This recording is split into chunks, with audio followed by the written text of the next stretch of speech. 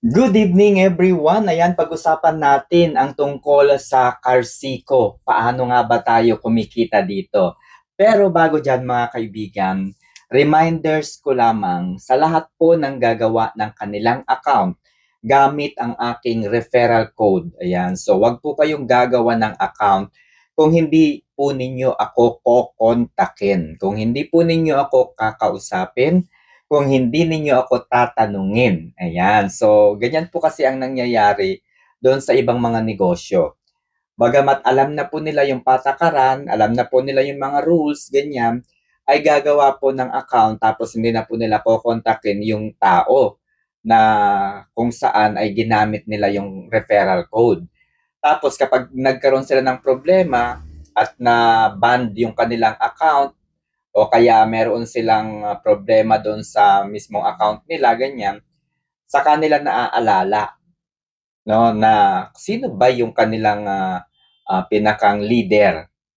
So doon po nagkakaroon ng problema. So paano ko kayo matutulungan?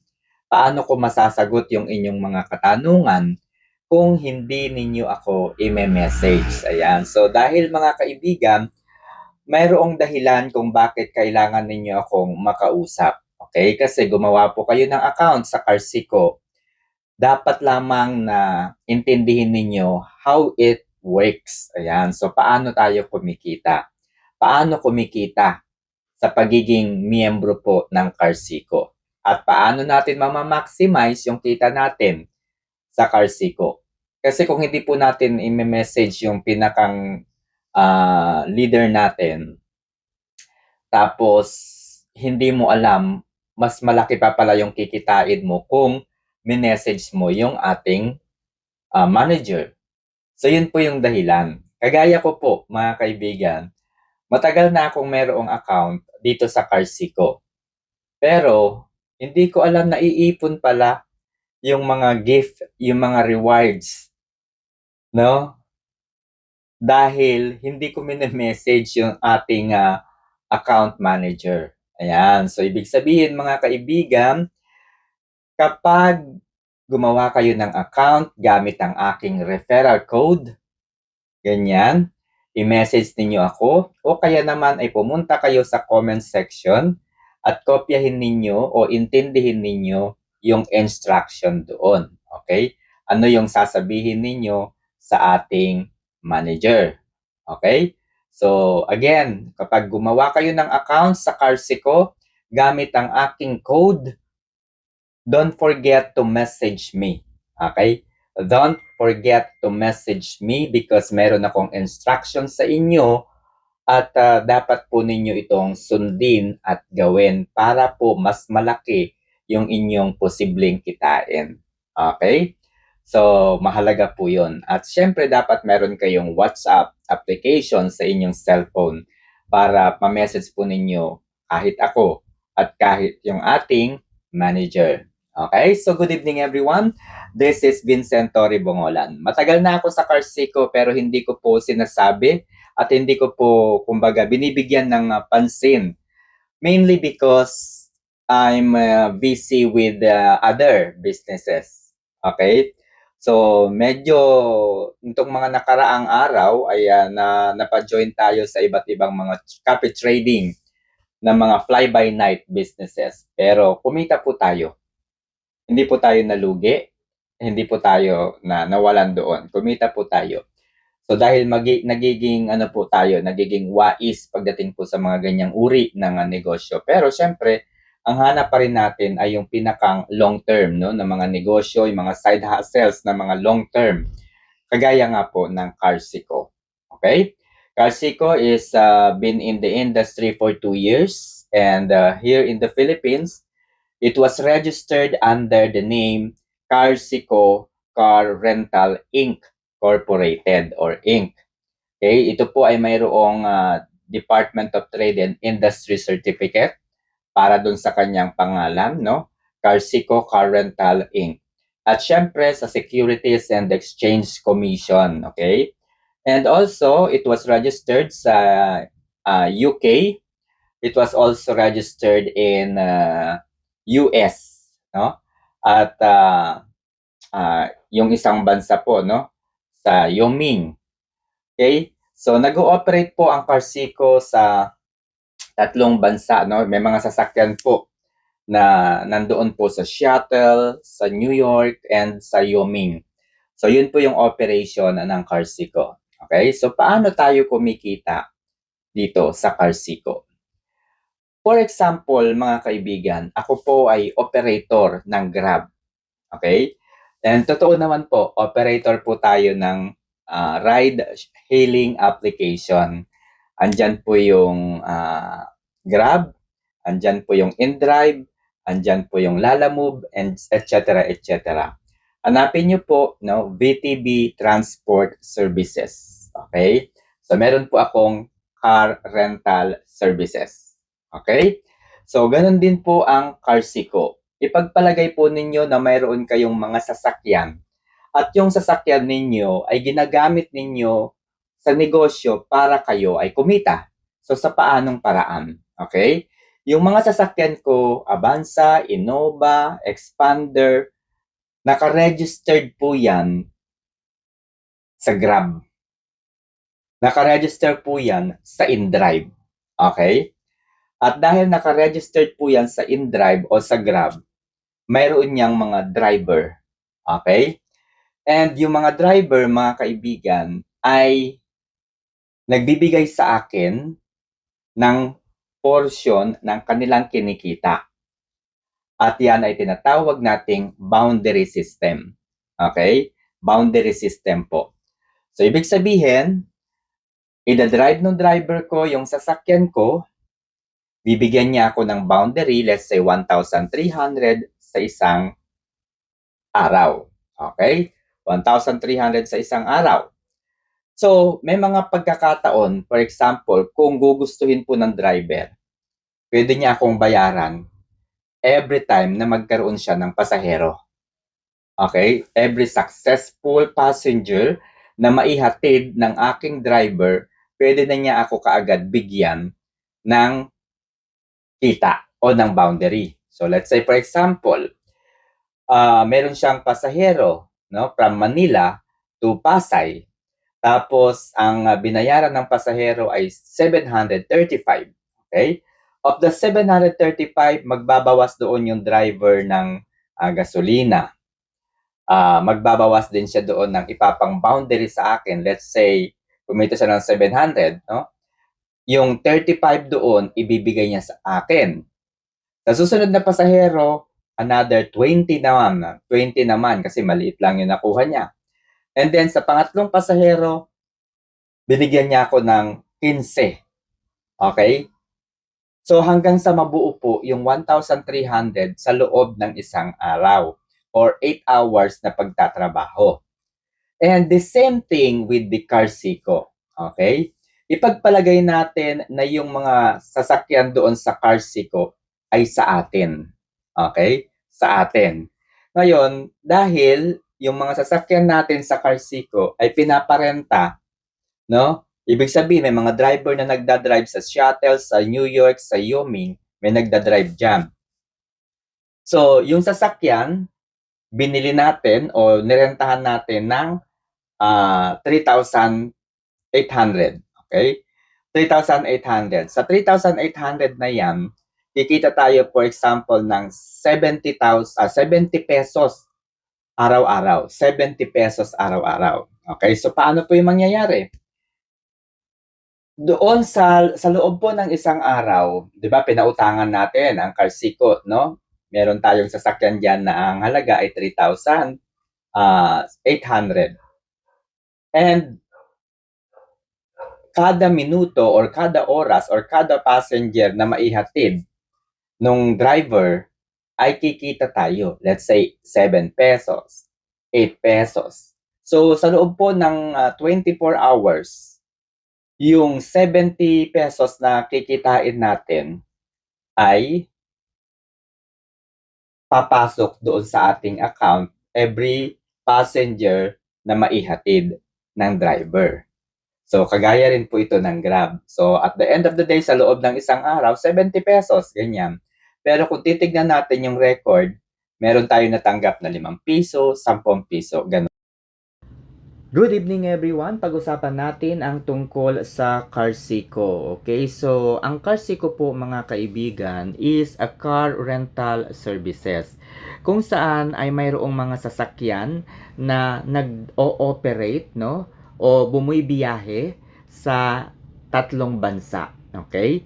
Mayroon pong mga sasakyan na bumibiyahe sa Atlanta, sa New York at sa Wyoming. Okay? So itong mga sasakyan na ito ay nirerentahan natin. Okay? So, nirerentahan natin itong mga sasakyan na to at kapalit po nung pagrenta natin sa sasakyan ay nakakatanggap tayo ng boundary. Okay? Mula doon sa driver na gumagamit noong sasakyan. So, example po, itong sasakyan na ER-MX T1 na nag-ooperate sa Atlanta ay kumikita tayo ng 83.60 pesos hanggang 91.20 pesos araw-araw. Okay? Araw-araw po tayong kumikita dyan. Okay. So, yan mga kaibigan, yung kita na yan na 91.20 pesos. Okay? 91.20 pesos ay kikita po sa loob ng 180 days. Okay? Gaya nga po nakikita ninyo dyan, rental period ay 180 days. Okay? Sa loob po ng 180 days, kumita tayo ng 16,416 pesos minus po natin yung capital natin na 3,800. Kumita po tayo ng 12,616. Okay? Every morning mga kaibigan ay madadagdagan po yung ating kinikita. Pindutin lamang po natin yung account, okay?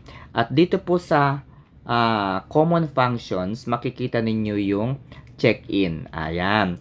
Araw-araw dapat po kayong mag-check-in kahit anong oras, basta sa loob po ng 24 hours ay pindutin po ninyo ang check-in today. Okay? Meron pong additional nakita po dyan araw-araw. So, kanina nakita ninyo yung daily profit doon sa sasakyan.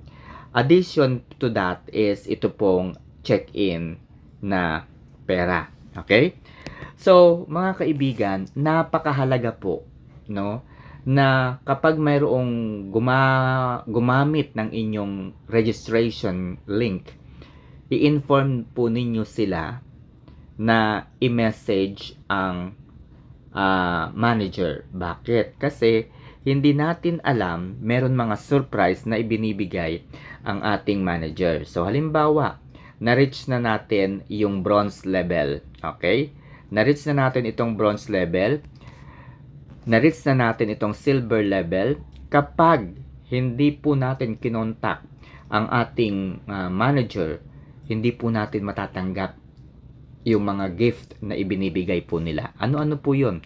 Kasama po dyan yung cellphone, kasama po dyan yung gas stove, kasama po dyan yung iba't ibang mga ibinibigay. Okay? So, yung nasa listahan ko guys, pwede pong ibigay sa inyo ay rice cooker, mountain bike, wall-mounted container, at syempre iPhone 17 Pro Max.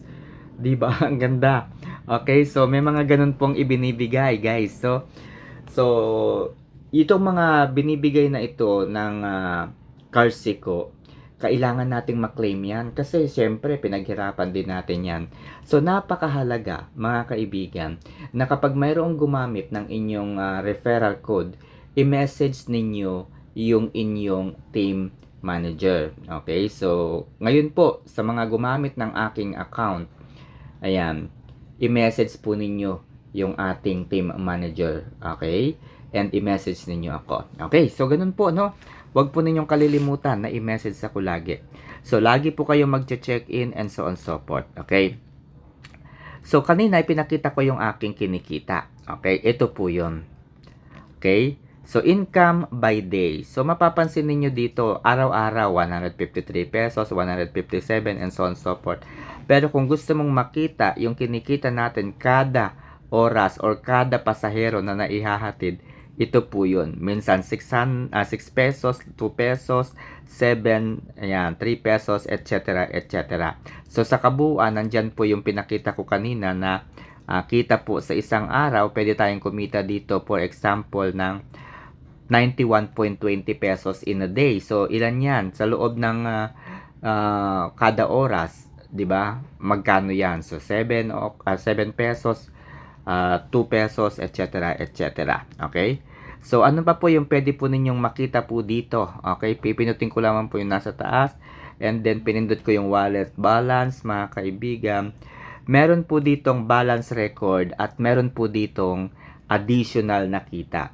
Yung ating mga co-members, yung mga gumamit po ng ating registration link, meron po tayong kita doon, mga kaibigan. Ayan no, sa Team B, kumita tayo ng 2. Sa Team B, another 2 pesos. O, parehong petsa po yan, guys.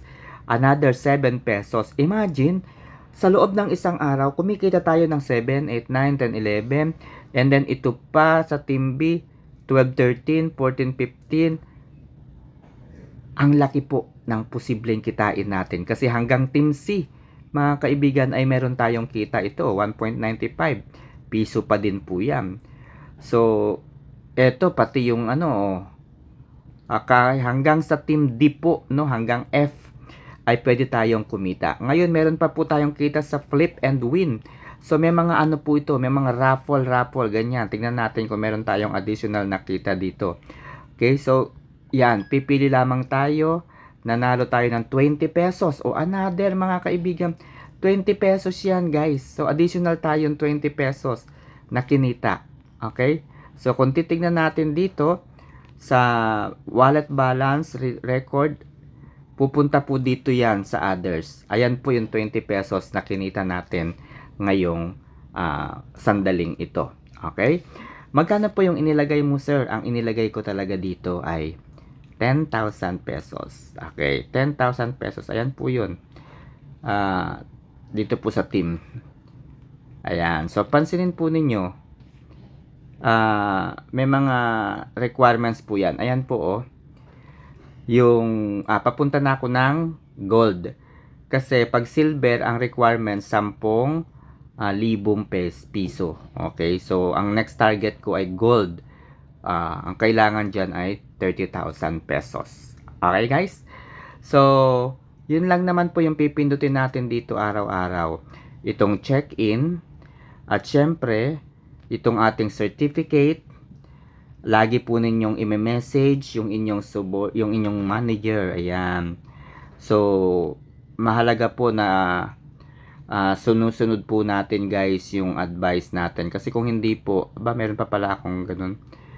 Kasi kung hindi po natin susundin, guys, itong mga guidelines na to, sayang po yung mga benepisyo na dapat po ay makuha natin. So, every time, guys, no? Every time po na may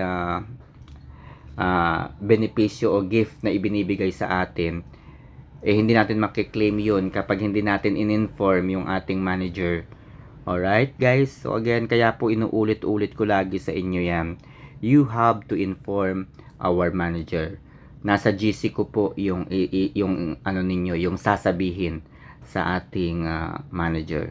So, for now, guys, yan lang muna. At yung registration link nandyan po sa comment section o kaya nasa description ng video na ito. Alright, so good evening.